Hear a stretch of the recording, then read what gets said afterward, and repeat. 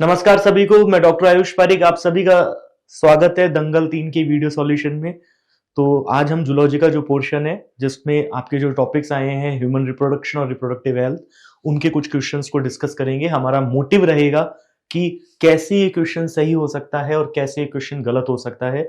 यानी कि हम ये चीज सीखना चाहेंगे कि 4 ऑप्शंस में से सही आंसर को कैसे पहचाने। आपको एक चीज हमेशा ध्यान रखनी है कि जब पेपर ऑब्जेक्टिव है तो आपको अपनी तैयारी को भी ऑब्जेक्टिव वे में लाना है।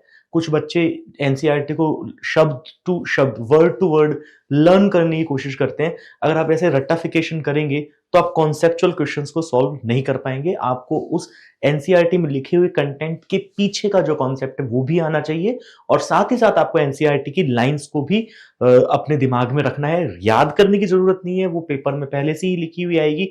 आपकी बस रिकॉल मेमोरी ज्यादा होनी चाहिए। तो इन्हीं सारी बातों को साथ में रखते हुए चलिए हम हमारा वीडियो सॉल्यूशन शुरू करते हैं। तो आपके सामने पहला क्वेश्चन जो आ रहा है, देखिए ये ह्यूमन रिप्रोडक्शन से रिलेटेड है। Detachment of mature sperms from sertoli cell so that they move out of seminiferous tubule for ejaculation. Sertoli कोशिकाओं से परिपक्व शुक्राणुओं का अलग होना ताकि स्खलन के लिए शुक्र नलिकाओं से बाहर निकल सके, ये क्या कहलाती है, प्रोसेस क्या कहलाती है? आप जानते ही होंगे कि जैसे कि इस तरह से कॉलमनार सर्टोली सेल्स होती हैं, तो जो भी मैच्योर स्पर्म्स होते हैं वो उनका हेड इस तरह से एम्बेडेड हो जाता है सर्टोली सेल्स के अंदर, ठीक है। अब यहां से ये ल्यूमन है सेमिनिफेरस ट्यूब्यूल की, तो ये जो यहां पर जो ये स्पर्म है, ये जो स्पर्म है जिसका अभी मैच्योरेशन हो रहा था, जिसमें ये स्पर्मेटेड स्पर्म्स में स्पर्मेटोजोआ में चेंज हो रहा है, इसकी प्रॉपर शेप आ रही है, न्यूट्रिशन यहां पर सर्टोली सेल से ले रहा है। तो इसका जो डिटैचमेंट है, ठीक है, अलग होना, डिटैचमेंट का क्या मतलब हो गया? इसका जो डिटैचमेंट है, इस डिटैचमेंट का जो प्रोसेस है, इस प्रोसेस को हम लोग क्या कहते हैं? इस प्रोसेस को हम लोग कहते हैं स्पर्मिएशन। इस प्रोसेस को हम लोग क्या कहते हैं? स्पर्मिएशन कहते हैं। और स्पर्मिएशन आप देख सकते हैं हमारे फर्स्ट ऑप्शन पे ही हमें हमारा आंसर मिल जाता है। तो आंसर यहां पर क्या चला गया? First option is the correct answer. आगे चले अगले क्वेश्चन पे। नेक्स्ट है, if spermatid nucleus is used, किसकी बात कर रहे हैं? गौर से पढ़िएगा क्वेश्चन। स्पर्मेटिड का nucleus is used for ICSI, what steps of gametogenesis and fertilization are bypassed? यदि ICSI के लिए शुक्राणु केंद्रक का उपयोग किया जाता है तो युग्मक जनन और निषेचन के दौरान निषेचन के कौन से चरण की उपेक्षा की जा सकती है? अब आपको पहले समझना है यहां पर ICSI का मतलब क्या होता है। ICSI जो है वो क्या है? ICSI intra cytoplasmic sperm injection. ICSI की फुल फॉर्म क्या हो गई? इंट्रा साइटोप्लाज्मिक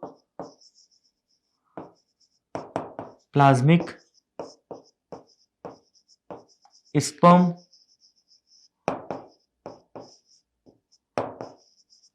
इंजेक्शन, इसकी फुल फॉर्म हो गई आईसीएसआई की, इंट्रा साइटोप्लाज्मिक स्पर्म इंजेक्शन। अब होता क्या है इस प्रोसेस में? कुछ जो एल्डरली कपल्स होते हैं या जिनमें कुछ डिजीज हो जाती है, ऐसे कपल्स के अंदर हम लोग क्या करते हैं? स्पर्म का कलेक्शन करते हैं। अब अगर स्पर्म, मान लीजिए अगर हम स्पर्म कलेक्ट नहीं कर पा रहे हैं किसी भी कारणवश, जो स्पर्म जो है कोई भी प्रोसेस फेल हो रहा है, जैसे स्पर्मियोजेनेसिस का ही प्रोसेस मान लीजिए फेल हो जाता है, स्पर्मेटिड का स्पर्मेटोजोआ में बनना, तो ऐसे टाइम पर हम लोग क्या कलेक्ट कर सकते हैं? हम लोग टेस्टिस में से स्पर्मेटिड को कलेक्ट कर लेते हैं। जो गैमेटोजेनेसिस के दौरान जो स्पर्मेटिड बना है ना, मियोसिस कंप्लीट होने के बाद में, तो स्पर्मेटिड को हम लोग कलेक्ट कर लेते हैं। अब ऐसे में आप देखिए, आप बेसिक प्रोसेस जानते हैं, फर्टिलाइजेशन के प्रोसेस में फीमेल की तरफ से जो फीमेल ओवम है उसमें हम लोग किसका फ्यूजन करवाते हैं? हम लोग फ्यूजन करवाते हैं मेल के गैमेट का। अब मेल के गैमेट में से मेनली जो उसका पार्ट है जो फ्यूज होता है, जिसकी वजह से जायगोट बनता है, वो कौन है? मेल का गैमेट का न्यूक्लियस। हमें मेल के गैमेट का क्या चाहिए? न्यूक्लियस चाहिए। फीमेल की तरफ से पूरा ओवम आ रहा है, फीमेल की तरफ से साइटोप्लाज्म भी है और गैमेट भी है। आपने जेनेटिक्स में पढ़ा भी होगा साइटोप्लाज्मिक इनहेरिटेंस। तो फीमेल का जो साइटोप्लाज्म है, फीमेल की गैमेट का जो साइटोप्लाज्म है, वही आगे जाके एम्ब्रियो में या बच्चे में जाता है। और मेल की तरफ से केवल क्या आ रहा है, न्यूक्लियस आ रहा है, यानी कि उसका जेनेटिक मटेरियल। तो हमें मेनली मेल की तरफ से उसका जेनेटिक मटेरियल चाहिए, ठीक है। तो हमने यहां से स्पर्मेटिड से मेल का जो जेनेटिक मटेरियल है उसको कलेक्ट किया, न्यूक्लियस को कलेक्ट किया, और लेबोरेटरी के अंदर, लेबोरेटरी कंडीशंस में जो ओवम था उसके अंदर डायरेक्टली उसे इंजेक्ट कर दिया, ठीक है। ये चीज हमने डायरेक्टली करी, कोई भी कारण रहा होगा। इसी प्रक्रिया को क्या क्या क्या कहा जाता है, इंट्रासाइटोप्लाज्मिक स्पर्म इंजेक्शन। ये एक असिस्टेड रिप्रोडक्टिव टेक्निक है, ये असिस्टेड रिप्रोडक्टिव जो टेक्नोलॉजी है उसकी एक टेक्निक है। उसके बाद में फिर वो जायगोट बनेगा, फिर उसको हम लोग हमारे हिसाब से अगर वो 8 सेल स्टेज से कम है तो उसे फैलोपियन ट्यूब में, नहीं तो फिर अगर ज्यादा है तो उसे हम लोग जो है वो यूट्रस में ट्रांसफर कर सकते हैं। फिर वो इन विट्रो फर्टिलाइजेशन का ही एक स्पेशल प्रोसीजर कौन सा है, आईसीएसआई। अब आपको यहां पे दिमाग में रखना है, आपने स्पर्मेटिड से कलेक्शन किया है आपके जो है मेल गैमेट का, तब कौन से स्टेप नहीं होंगे। पहला स्टेप देखो स्पर्मेटोजेनेसिस, अगर स्पर्मेटोजेनेसिस ही बाईपास हो जाता तो फिर गैमेट ही नहीं बनता, तो ये स्टेप तो होगा। स्पर्मियोजेनेसिस, स्पर्मियोजेनेसिस का क्या मतलब होता है, स्पर्मियोजेनेसिस का मतलब होता है स्पर्मेटिड का स्पर्मेटोजोआ बनना।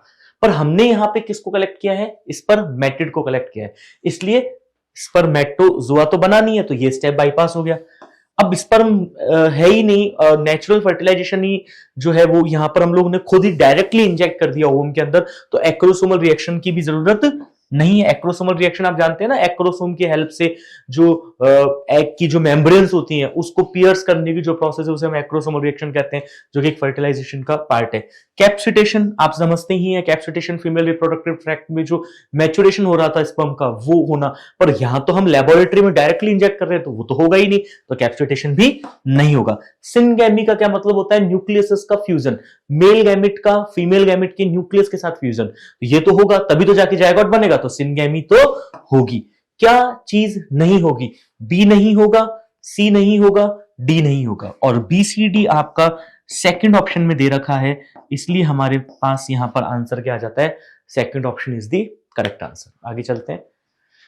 Following is the graphic representation of ovarian and menstrual cycle of a non pregnant female, ध्यान में रखना है आपको, है ना, नॉन प्रेग्नेंट फीमेल की आपको मेनस्ट्रुअल साइकिल का एक डायग्राम यहां पर दे रखा है, उसका ग्राफिकल रिप्रेजेंटेशन दे रखा है। ग्राफ की स्टडी करके आपको ऑप्शन जो है वो करेक्ट आइडेंटिफाई करना है। तो यहां कुछ आपके सामने ऑप्शंस दिए गए हैं और ये मेनस्ट्रुअल साइकिल का ग्राफ है। ग्राफ किसका है, ऐसी महिला का है जो कि गर्भवती नहीं है, उनके लिए स्टेटमेंट्स में से सही चीज आपको पता करनी है। कौन सा आपको क्या पता करना है, इनकरेक्ट इंटरप्रिटेशन जो दे रखा हो, गलत जो इस ग्राफ से रिलेटेड है उसकी चीज आपको पता करनी है।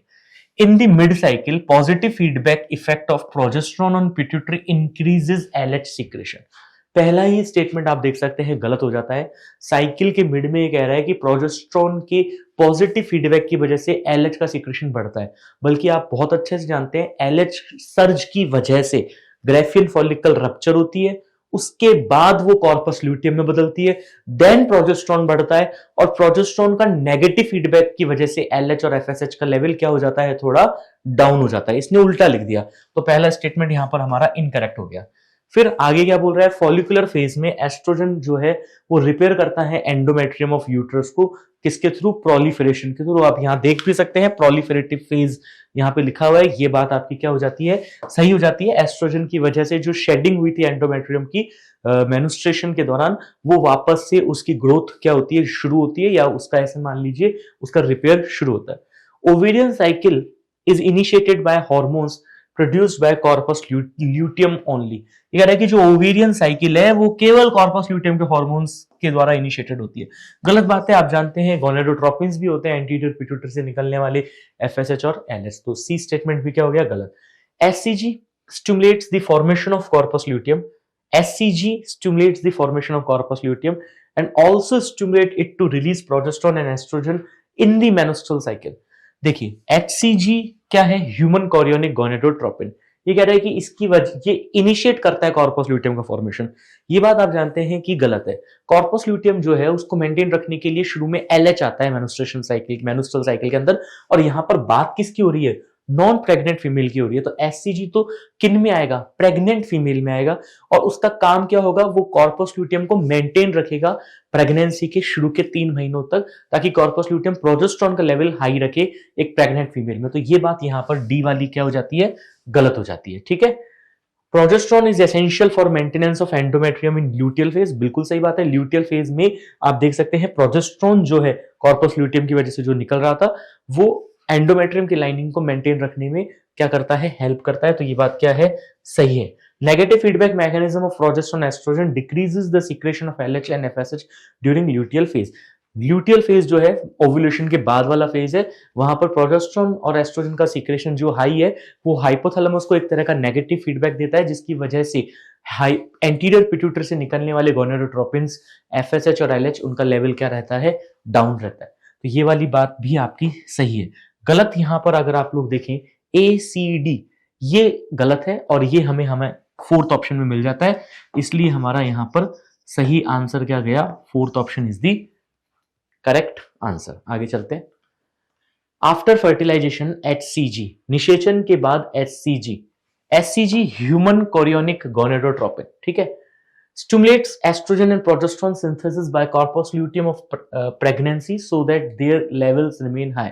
गर्भावस्था के पीत पिंड द्वारा एस्ट्रोजन और प्रोजेस्टेरॉन संश्लेषण को उत्तेजित करता है ताकि उनका स्तर उच्च बना रहे। बिल्कुल सही बात है। प्रेगनेंसी हो गई है, यानी कि प्रेगनेंसी का मतलब क्या हो गया है, बेसिकली जायगोट बन गया है, एम्ब्रियो बन गया है, और वहां पर जो ट्रोफोब्लास्ट है जो कि कोरियोनिक विलाई बनाएगी, वहां से एक हार्मोन का सीक्रेशन शुरू हो जाता है जिसका नाम है ह्यूमन कोरियोनिक गोनेडोट्रोपिन्स। और ये जो ह्यूमन कोरियोनिक गोनेडोट्रोपिन है, ये मदर की अंदर जो ओवरी में कॉर्पस ल्यूटियम जो है उसको मेंटेन रखने की जो जिम्मेदारी है वो HCG की है, ताकि वो प्रेगनेंसी के दौरान और प्रेगनेंसी में जब तक पूरी तरह से प्लेसेंटा नहीं बन जाती उस दौरान वो किसका सीक्रेशन करता रहे, कॉर्पस ल्यूटियम, प्रोजेस्टेरॉन और एस्ट्रोजन का। तो हमें इस क्वेश्चन में पहला ही ऑप्शन हमारा आंसर के तौर पे मिल जाता है। फिर भी हम देख सकते हैं इम्प्लांटेशन से HCG का जो है डायरेक्टली कोई रोल है नहीं, तो गलत हो जाता है। इनहिबिट नहीं करता, प्रमोट करता है, तो गलत हो जाता है। और LH और FSH के सीक्रेशन से HCG का रोल है नहीं, तो ये वाला भी गलत हो जाता है। तो हमारा यहाँ पर सही आंसर क्या हो जाता है, first option is the correct answer. आगे चलते हैं। The signals for parturition originate from A and B, which induce mild uterine contraction called fetal ejection reflex. प्रसव के लिए संकेत A और B से उत्पन्न होते हैं जो गर्भ उत्क्षेपण प्रतिवर्त जैसे हल्के गर्भाशय संकुचन को प्रेरित करते हैं। तो एक प्रकार से ये fill in the blank type से है। पार्चुरेशन की जो प्रोसेस है जिसमें बच्चा जो है फुल्ली मैच्योर बेबी जो है बाहर आता है मदर की बॉडी से, उससे रिलेटेड एक एनसीईआरटी का लाइन का बेस्ड क्वेश्चन है। आप जानते हैं प्रसव के लिए जो संकेत है वो कहां से आते हैं, वो एक पूर्णतः विकसित गर्भ या फुल्ली डेवलप्ड फीटस से और प्लेसेंटा से आते हैं। तो हमें बस वही ढूंढना है यहाँ पर। आप देख सकते हैं तो इस लाइनिंग के हिसाब से ए पर कौन आना चाहिए, A is a fully developed fetus और बी मदर दे दिया इसलिए गलत हो गया। फिर ए को मदर दे दिया, गलत हो गया, मदर दे दिया, गलत हो गया। ए इज फुल्ली डेवलप्ड फीटस और बी क्या हो गया, प्लेसेंटा। तो 95 नंबर के क्वेश्चन में हमें हमारा सही आंसर फोर्थ ऑप्शन में मिल जाता है, इसलिए 95 में सही आंसर कौन सा गया, फोर्थ ऑप्शन। आगे चलिए। Which of the following hormones act on Sertoli cells for spermiogenesis? Spermiogenesis की जो प्रोसेस है उसमें होता क्या है, देखिए स्पर्मियोजेनेसिस का मतलब क्या होता है, ये है स्पर्मेटिड, स्पर्मेटिड का किस में चेंज हो जाना, स्पर्मेटोजोआ में जो चेंज होना है, स्पर्मेटिड का स्पर्मेटोजोआ में जो चेंज होने की प्रोसेस है, इसी प्रोसेस को हम लोग क्या कहते हैं, यही प्रोसेस आपकी क्या कहलाती है,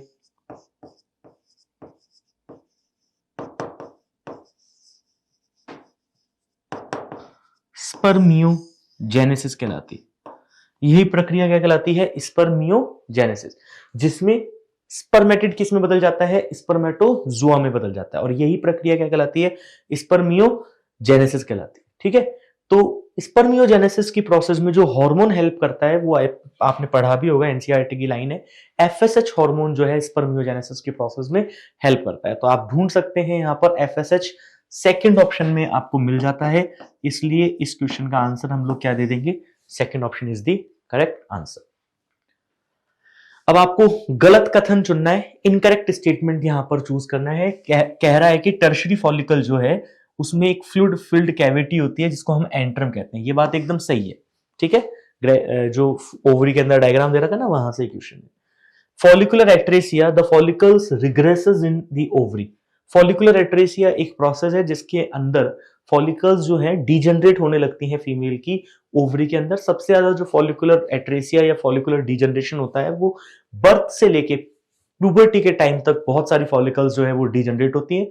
फिर प्यूबर्टी से मेनोपॉज तक, यानी मेनार्क से मेनोपॉज तक भी डीजनरेशन रहता है, और मेनोपॉज के बाद में फिर जितनी भी बची हुई फॉलिकल्स है वो सारी की सारी डीजनरेट हो जाती है। तो ये बिल्कुल सही बात यहाँ पे है, ओवरी में लगातार डीजनरेशन जारी रहता है फॉलिकल्स का।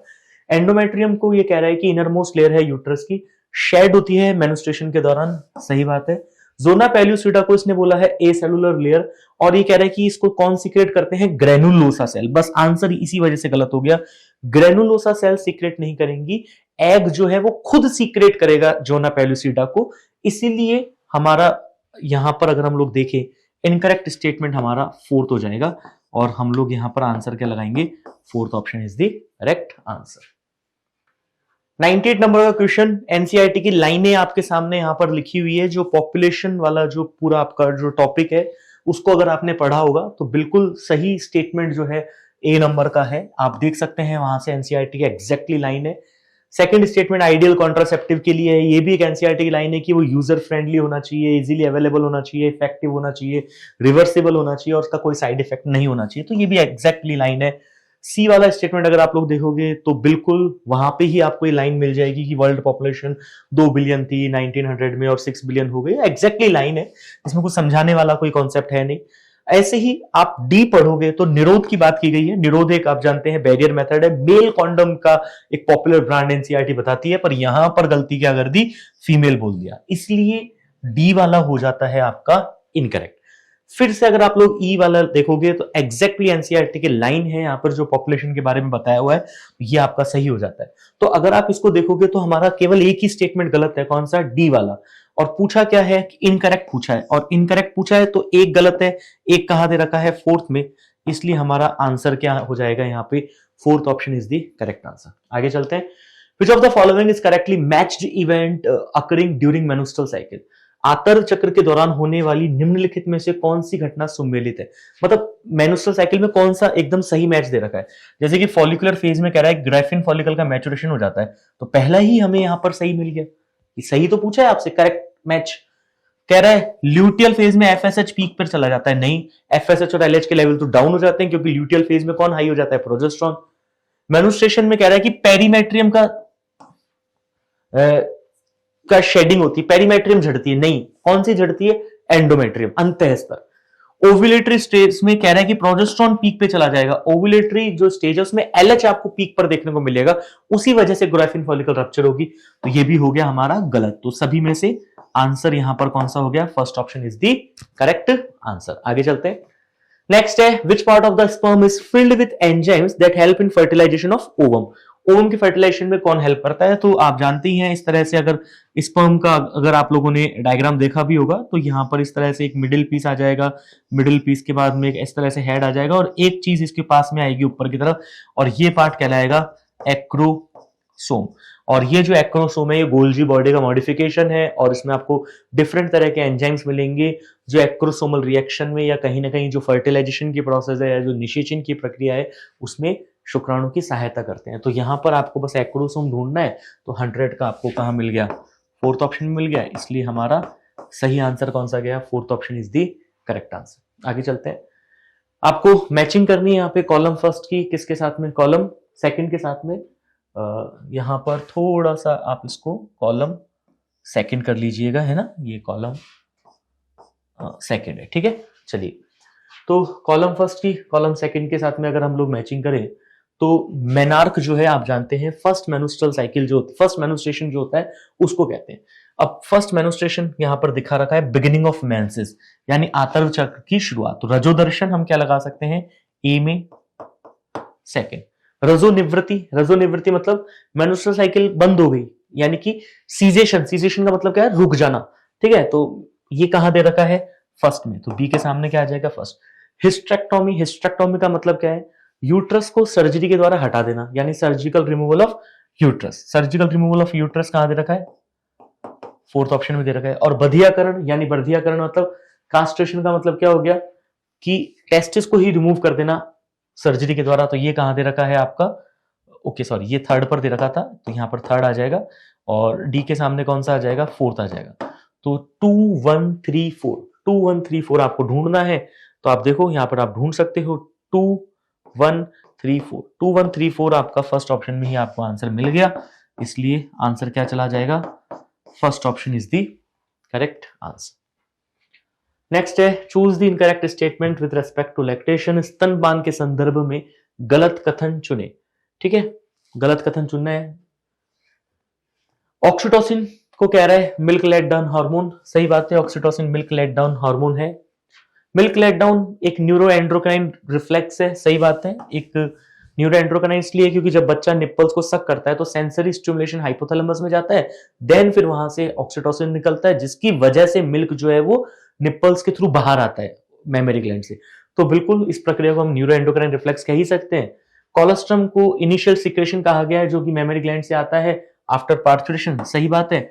IgG provide active immunity through colostrum newly born. अब आप समझ चुके हैं यहां पर गलती हो चुकी है, आईजीजी जो है वो प्लेसेंटा के थ्रू इम्यूनिटी प्रोवाइड करती है, आईजीए आना चाहिए था यहां पर क्या आना चाहिए था, आईजीए, इसलिए इनकरेक्ट स्टेटमेंट हो गया फोर्थ। तो हम लोग आंसर क्या लगाएंगे, हमारे लिए हमसे इनकरेक्ट पूछा तो इनकरेक्ट फोर्थ हो गया, तो सही आंसर कौन सा हो गया, fourth option is the correct answer. चलिए 103 नंबर का जो क्वेश्चन है ये बात कर रहा है एक्टोपिक प्रेगनेंसी की, यानी स्थानिक सहगर्भता की। ऐसी प्रेगनेंसी जिसके अंदर देखिए एक आइडियल जो जगह है एम्ब्रियो के या जायगोट के इम्प्लांट होने के लिए वो है एंडोमेट्रियम। ठीक है, एंडोमेट्रियम के अंदर वो जाकर के क्या हो जाता है, आपका इम्प्लांट हो जाता है, वो एक आइडियल जगह है। पर अगर वहां इम्प्लांट ना हो और कहीं पे भी इम्प्लांट हो जाए, जैसे कि फेलोपियन ट्यूब में हो गया, या फिर जो यूट्रस का जो एंडोमेट्रियम जहां मैं बता रहा हूं आइडियल जगह जो है, और वो भी एक पर्टिकुलर पार्ट हो गया, वहां नहीं होकर सर्विक्स में हो जाए, यानी कि जहां पर उसको इम्प्लांट नहीं होना चाहिए, ऐसी किसी भी जगह पर इम्प्लांटेशन अगर हो जाए तो इसी तरह की प्रेगनेंसी जो है वो ग्रो नहीं कर पाती आगे, और उन्हीं को ही हम एक्टोपिक प्रेगनेंसी कहते हैं, जिनमें हाई चांसेस ऑफ एबॉर्शन या प्रीमैच्योर जो है वो बर्थ के हो जाते हैं। तो इसलिए एक्टोपिक प्रेगनेंसीज को बेस्ट एक्सप्लेन किया जा सकता है implantation of embryo at sites other than uterus, uterus के अलावा कई और सारे स्थानों पर जहां पे भ्रूण का आरोपण है। तो ये पहला ही स्टेटमेंट आपका सही हो गया। बाकी के स्टेटमेंट आप पढ़ोगे कि implantation of male form embryo, तो मेल फॉर्म नहीं, एम्ब्रियो तो सही भी हो सकता है पर वो गलत जगह बेचारा इम्प्लांट हो गया। प्रेगनेंसी का हार्मोनल इंबैलेंस की वजह से टर्मिनेट हो जाना, नहीं, ये भी नहीं। तो सही आंसर हमें बच्चों यहां पर हमें फर्स्ट ऑप्शन में ही मिल गया, इसलिए हमारा सही आंसर क्या गया 103 में first option is the correct answer. आगे चलते हैं, नेक्स्ट है आपके सामने एक डायग्राम यहां पर दे रखा है और आपको उसकी लेबलिंग वाली स्ट्रक्चर्स बतानी है। एक देखिए ए आप देख सकते हैं ये किसको शो कर रहा है, योक सैक को। जब आप इसको डायग्राम को मिलाएंगे एनसीईआरटी के डायग्राम से तो आपको इजीली आइडिया लग जाएगा। और ये क्या है, ये एक म्यूकस प्लग है, ठीक है, सर्विक्स के अंदर। तो बस ए पर योक सैक आना चाहिए और बी पर म्यूकस प्लग आना चाहिए। तो आप ढूंढ लो इसको, देखो ए पर योक सैक और बी पर plug of mucus in cervix. 104 में आप और कहीं आप देखो ये आपका योक सैक ए पर नहीं दे रखा, तो सेकंड पे ही हमें हमारा सही आंसर मिल ही गया। तो ज्यादा टाइम भी हमें वेस्ट नहीं करना है और सारे क्वेश्चंस को भी हमें कवर करते हुए चलना है, क्योंकि आपके लिए यहाँ पर टाइम भी इंपॉर्टेंट है। अगर मैं बहुत ज्यादा टाइम सॉल्यूशन में लगा दूंगा तो इससे आपका नुकसान ही होगा, फायदा नहीं होगा। इसलिए मेरी कोशिश है कि मैं आपको कम से कम टाइम पर जो सही चीजें हैं या जिसकी वजह से क्वेश्चन सही हो रहा है या गलत हो रहा है उन पर ज्यादा फोकस करूं। अगर फिर भी आपके किसी पर्टिकुलर सब टॉपिक के क्वेश्चंस ज्यादा इनकरेक्ट हो रहे हैं तो मेरी एडवाइस आपको रहेगी कि आप एक बार उस टॉपिक को एनसीईआरटी से जरूर दोबारा से एक बार नजर में से निकाल लें।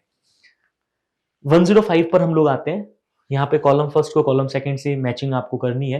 तो इम्प्लांटेशन आपका पहला दे रखा है, आरोपण की बात हो रही है।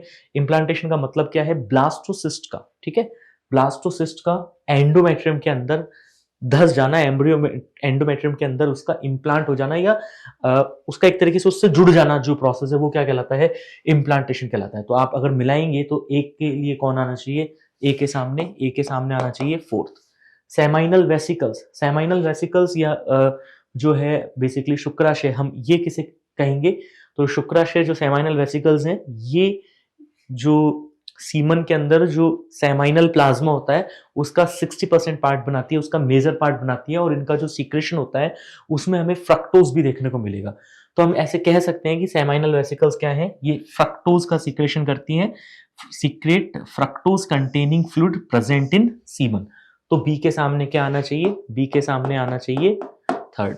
Inner cell mass, inner cell mass क्या होता है, इनर सेल मास होता है ग्रुप ऑफ सेल्स जो आगे जाके एम्ब्रियो के तौर पर कंटिन्यू करेंगे। अगर आप ब्लास्टोसिस्ट का डायग्राम देखेंगे तो उसमें चारों तरफ ट्रोफोब्लास्ट होता है और एक किसी भी एक्सिस पर लगे हुए सेल्स का गुच्छा होता है। जो सेल्स का गुच्छा है वो है इनर सेल मास, और वो जो लेयर है उसको हम क्या कहते हैं, आपकी ट्रोफोब्लास्ट कहते हैं। तो इनर सेल मास के सामने क्या आना चाहिए, आपका सेकंड आना चाहिए।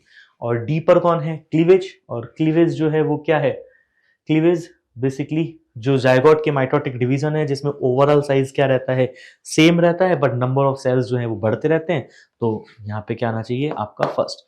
4 3 2 1 आपको ढूंढना है, 4 3 2 1 4 3 1 2 आ गया, ये गलत हो गया, ये गलत हो गया, ये 4 से स्टार्ट नहीं हो रहा, 4 3 2 1 थर्ड ऑप्शन पे आपको आपका आंसर मिल जाएगा। ठीक है, चले आगे, नेक्स्ट क्वेश्चन है। चलिए स्टूडेंट अगले क्वेश्चन पे चलते हैं। क्वेश्चन क्या कह रहा है, सही कथन चुनना है, करेक्ट स्टेटमेंट आपको पता करना है। कह रहा है कि hymen is not a part of female external genitalia. कह रहा है कि हाइमन एक्सटर्नल जेनिटिलिया का पार्ट नहीं है बल्कि है, तो ये करेक्ट नहीं हुआ है, बल्कि क्या हो गया, इनकरेक्ट। मोन्स प्यूबिस को कह रहा है कि फैटी टिश्यू का एक स्ट्रक्चर होता है जो कि स्किन से कवर्ड है और नॉट हैविंग प्यूबर्टी है, और प्यूबिक बाल नहीं होते, नहीं होते हैं, इसकी वजह से ये स्टेटमेंट क्या हो गया आपका, इनकरेक्ट हो गया। क्लाइटोरिक्स एक टिनी फिंगर लाइक स्ट्रक्चर है जो कि upper junction of two labia minora, बिल्कुल सही बात है, ऊपर की तरफ लेबिया मेजोरा है और अंदर की तरफ लेबिया माइनोरा, उनके अपर जंक्शन पर जो टिनी फिंगर लाइक स्ट्रक्चर है वो बिल्कुल सही है, वो क्लाइटोरिक्स कहलाती है। तो थर्ड वाला आपका सही हो जाता है यहां पर। और फोर्थ वाला इसलिए गलत हो गया क्योंकि इसने क्या बोला है कि कलेक्शन किसका कलेक्शन करने में हेल्प करता है, फर्टिलाइज्ड ओवम का, बल्कि जो ओवम ओवरी से आएगा वो कैसा होगा, अनफर्टिलाइज्ड। फर्टिलाइजेशन तो कहां होना है, आगे जाके एम्पुला में होना है, इसलिए ये स्टेटमेंट भी आपका क्या हो गया, इनकरेक्ट हो गया। तो सही स्टेटमेंट 106 में जो है आपका वो कौन सा हो गया, third option is the correct answer. Next है 107 का, temperature necessary in scrotum for sperm formation in human should be. मनुष्यों में शुक्राणु निर्माण के लिए वृषण कोश में आवश्यक तापमान होना चाहिए। तो आप बिल्कुल एनसीईआरटी की लाइन है, 2 से 2.5 डिग्री सेल्सियस जो है वो कम होना चाहिए बॉडी के टेम्परेचर से, और 2 से 2.5 डिग्री सेल्सियस आपको देखिए सेकंड ऑप्शन में ही मिल जाता है, इसलिए हमारा यहां पर आंसर कौन सा चला गया, 107 में second option is the correct answer. ठीक है, 2 से 2.5 डिग्री सेल्सियस क्या होना चाहिए, बॉडी टेम्परेचर से कम होना चाहिए। नेक्स्ट है, during menstrual cycle in a non pregnant female event unlikely to occur. आतर्क चक्र के दौरान एक अगर्भवती महिला में होने वाली घटना की संभावना नहीं है, मतलब कि एक नॉन प्रेग्नेंट फीमेल है उसके अंदर कौन सी घटना नहीं हो सकती। ठीक है, जैसे क्या कह रहा है, shedding of endometrium due to reduce level of progesterone, बिल्कुल सही बात है, ये घटना बिल्कुल हो सकती है, क्योंकि जब बेसिकली ल्यूटियल फेज खत्म होने वाला होगा, जब 28वां दिन होगा और फर्टिलाइजेशन नहीं हुआ होगा, तो ऐसे टाइम पर कॉर्पस ल्यूटियम डिजेनरेट हो जाएगा। कॉर्पस ल्यूटियम का जो डिजेनरेशन है एल्बिकेंस में, जब वो चेंज होगा तो प्रोजेस्टेरोन का लेवल डाउन हो जाएगा, उसके कारण एंडोमेट्रियम की शेडिंग हो जाएगी, सही बात है। ओवुलेशन इन मिड साइकिल, ये भी हो सकता है। Positive feedback of by progesterone causing LH surge, ये बात पहले भी हमने डिस्कस की थी, प्रोजेस्टेरोन नेगेटिव फीडबैक देता है और उसकी वजह से एलएच और एफएसएच का लेवल डाउन होता है, और ये क्या कह रहा है कि प्रोजेस्टेरोन द्वारा सकारात्मक प्रतिक्रिया एलएच वृद्धि का कारण बनती है, कारण नहीं बनेगी बल्कि क्या करेगी, उसको घटाएगी। तो थर्ड वाला जो स्टेटमेंट है आप देख सकते हैं ये हमारा क्या हो गया, इनकरेक्ट हो गया। और पूछा भी यही है आपसे कि क्या नहीं हो सकता, संभावना किस चीज की नहीं है, रिपेयर ऑफ एंडोमेट्रियम, और आप जानते हैं एस्ट्रोजन के इन्फ्लुएंस में जो एंडोमेट्रियम में रिपेयर होगी तो ये बात भी हो सकती है। तो अगर आप लोग देखेंगे तो थर्ड वाली की संभावना नहीं है, और यही हमसे पूछा है, इसलिए हमारा आंसर भी क्या हो जाता है, थर्ड ऑप्शन।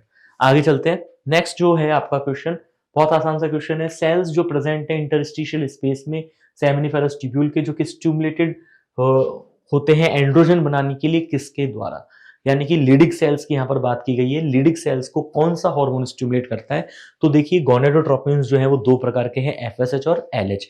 एलएच जो है उसे मेल में हम एक और नाम से जानते हैं, और वो नाम है आईसीएसएच। आईसीएसएच की फुल फॉर्म हो गई आपकी interstitial cell stimulating hormone, interstitial cell stimulating hormone, ICSH इसको हम लोग कहते हैं। ये क्या करता है, ये स्टिमुलेट करता है, किसे स्टिमुलेट करता है, लीडिक सेल को। किसके फॉर्मेशन के लिए,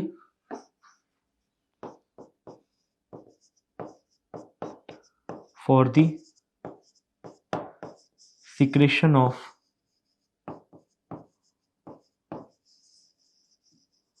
एंड्रोजन्स, एंड्रोजन्स के सीक्रेशन के लिए। तो बस आपसे यही पूछा है, तो वो आपको कहाँ मिल जाता है, सेकंड ऑप्शन में मिल जाता है, इसलिए आपका आंसर क्या हो गया, second option is the correct answer. Next पे चलते हैं। Choose incorrect statement with respect to memory gland and lactation. Memory gland और लैक्टेशन के से रिलेटेड आपको क्या चूज करना है, इनकरेक्ट स्टेटमेंट चूज करना है। हर मेमोरी ग्लैंड में कह रहा है कि 15 से 20 मेमोरी लोब्स होते हैं, सही बात हो गई। एस्ट्रोजन के कारण क्या होता है, डिपोजिशन होता है फैट का मेमोरी ग्लैंड में, सही बात हो जाती है। एस्ट्रोजन जो है मेमोरी ग्लैंड के साइज में इंक्रीमेंट करने में हेल्प करता है, तो ये बात भी आपकी क्या हो गई, सही हो गई। Progesterone causes secretion of milk in memory duct. Memory duct में मिल्क का जो सीक्रेशन है, ये कह रहा है कि ये प्रोजेस्टेरोन की वजह से होता है। ये बात आपकी क्या हो गई, गलत हो गई। हालांकि एनसीईआरटी में लिखा है कि progesterone helps in milk secretion, तो मिल्क सीक्रेशन का मतलब इस तरह से नहीं है प्रोजेस्टेरोन की मेमोरी डक्ट में प्रोजेस्टेरोन की वजह से मिल्क आ रहा है। Oxytocin causes ejection of milk, oxytocin causes ejection of milk, ये बात भी सही है आप, तभी तो हम उसको मिल्क लेट डाउन हार्मोन कहते हैं। तो इनकरेक्ट आपसे पूछा है, इनकरेक्ट अगर आप लोग देखेंगे तो थर्ड ऑप्शन जो है वो आपका क्या हो जाएगा, इनकरेक्ट हो जाएगा। आगे चलते हैं। ये बहुत ही आसान सा क्वेश्चन है, शायद मेरे को नहीं लगता ये किसी का भी गलत हुआ होगा। जब आप इसको चेक करेंगे तो थर्ड ऑप्शन आपको एग्जैक्टली यहां पर मिल जाएगा। मेमोरी एल्विलाई से ट्यूब्यूल में, ट्यूब्यूल से डक्ट में, डक्ट से एम्पुला में, एम्पुला से लैक्टिफेरस डक्ट, और लैक्टिफेरस डक्ट किस में ओपन होती है, निप्पल में ओपन होती है। और ये पूरा एक पाथवे, बहुत फेमस क्वेश्चन है, पता नहीं कितनी बार आप लोगों ने इसको डायरेक्टली और इनडायरेक्टली क्या कर लिया होगा, सॉल्व कर लिया होगा। एक फ्लो चार्ट का क्वेश्चन है, उम्मीद है ये क्वेश्चन भी सभी का क्या हुआ होगा, सही हुआ होगा। इसमें हमारा आंसर थर्ड है एग्जैक्टली। बाकियों को मैं इसमें क्या एक्सप्लेन करूं, ये फ्लो चार्ट है, आपको आना चाहिए फ्लो चार्ट की कौन सा किस तरह से जो है वो बेसिकली फ्लो होता है मिल्क का, है ना। मेमोरी एल्विलाई से डायरेक्टली मेमोरी एम्पुला बोल दिया इसलिए गलत हो गया, एल्विलाई से वापस एम्पुला